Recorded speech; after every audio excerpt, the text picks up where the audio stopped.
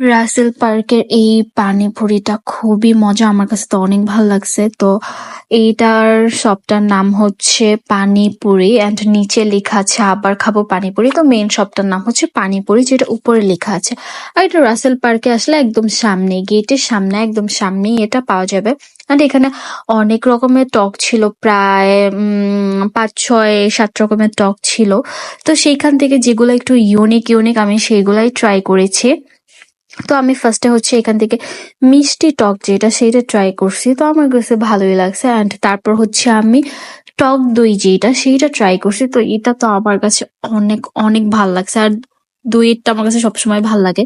And তারপর লাস্টে হচ্ছে আমি কাশ্মীরি টক যেটা সেইটা ট্রাই করছি। এইটাও আমার কাছে অনেক ভালো লাগছে। এটা মেবি সরিষা দিয়ে বানিয়েছে মেবি। তো সবগুলা আইটেম ভালোই ছিল।